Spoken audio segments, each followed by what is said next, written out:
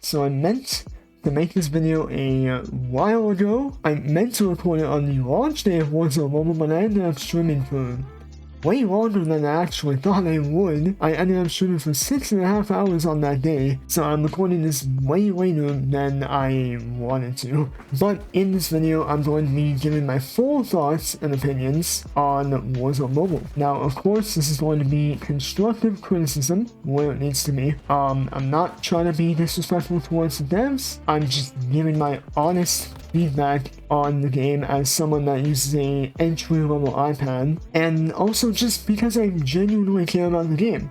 So I did make a post on Twitter. I made a whole Google document I posted on Twitter about my full thoughts, on my actual full thoughts. This video is just a shortened version of it, where I don't include some things that were in the document. But in this video, I'm only going to cover the big ones that were in that document. Now, before I fully get into this, if any developers are somehow watching this video, I just want to say y'all did a very good job on the game, considering that you probably had to get it out by a certain day because of how many delays there were to the game at this point. But once again, the game does have its problems, obviously, and I'm going to be constructive with my criticism where it needs to be. So the first thing I want to start off with is the textures on high graphics. Now, yes, I have done a majority of my testing on high graphics, and the quality of the textures on high graphics is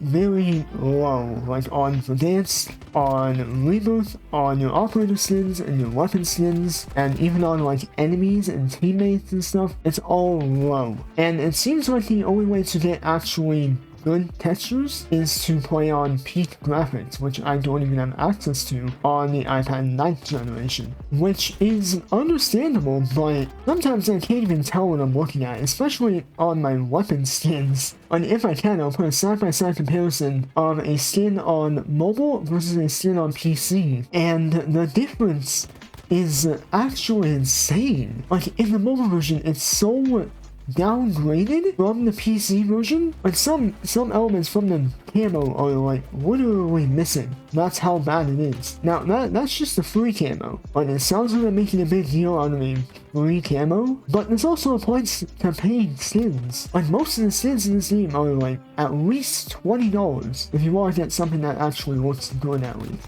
Now, me personally, I haven't paid for anything on this game yet. I haven't really found a reason to pay for anything on this game. Nothing in the game really interests me, but like, I picked up paid skins off of people, and I can barely tell what it looks like versus the PC version of the skin. I can barely tell what it looks like. So yeah, needless to say, the textures on high graphics really need to be improved. Now, next thing is actually a pretty positive one, is device heating. Now, during my whole time playing the game, on launch day and like before launch day, the limited release, and even after launch day, my iPad in all modes has never gotten concerningly hot, and I've played while charging, with a case, and without a case. I don't have a cooler, and I don't plan on buying a cooler anytime soon because the device does not get concerningly hot, like nowhere near it. But yeah, cooling on the iPad 9th generation, like heating, the device heating, it doesn't get concerningly hot, so you did a very good job on that part. Now for the biggest problem that I have with the game, and that is the overall stability of the game. Now, I will say, my game has never frame dropped once throughout my whole time playing this game. And I'm not joking when I say that. It's never frame dropped.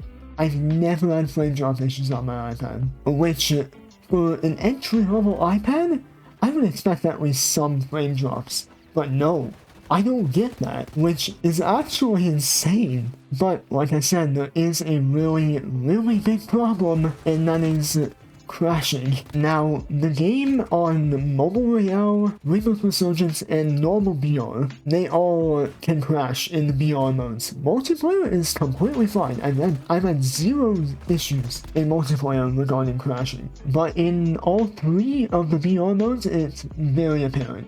In Mobile Royale and normal Battle Royale, the game just decides to crash whenever it wants to. Like, it can crash before you even jump out of the plane, after jumping out of the plane, in the middle of the game, at the end of the game, but even when you're loading into a game. It's done that to me before. It did that to me today on the day of me recording this. And yes, I know an update did get released on the day of me recording this, but that didn't seem to fix the issue. Mostly because it was an actual in-game update and not an app update. But yeah, Mobile Royale and normal Battle Royale, they seem to crash whenever they want, but in Rebirth, it only crashes at the end of the game, and it seems to be every other game, like every 1 or 2, or if I'm lucky, even 3 games. So it's a lot less consistent with the crashes in Rebirth, so I guess that's kind of a good thing? I don't know, but it's still extremely frustrating to deal with, and I would really love to see it fixed at some point, because I'm already hooked on the game. Not fully though. If they fix the crashes, I will be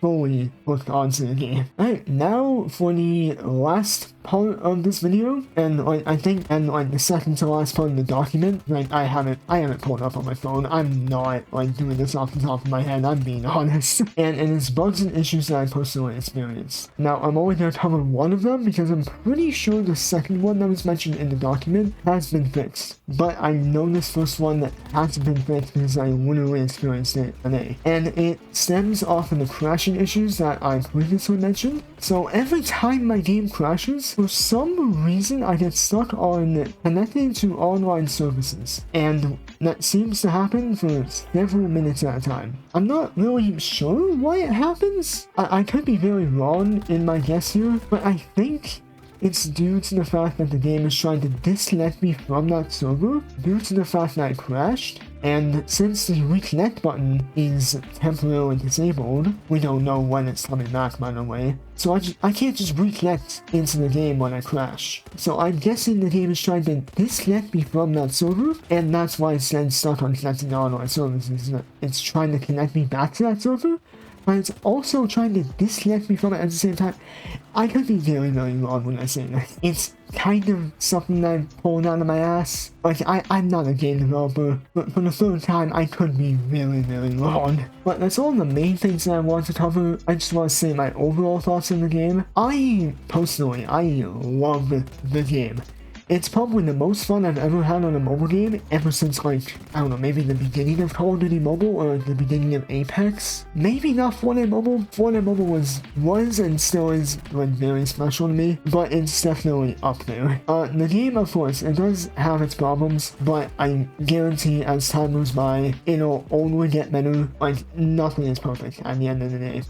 Once again, I have to give props and my full respect to the developers. The fact that they were able to get this game out, and as optimized as it is on most devices, at least on iOS, I don't know about Android, on an engine that's never been developed on mobile before, is lazy. And my full respect goes out to everyone that worked on that. That is ridiculous. But yeah, that's all I wanted to really cover in this video. I'm going to have more Warzone mobile videos in the coming days. I already planned out 4 thumbnails in advance. I have a lot more content planned for the game just because I'm having so much fun on it. But yeah, I'll see you guys in the next video or stream. Subscribe.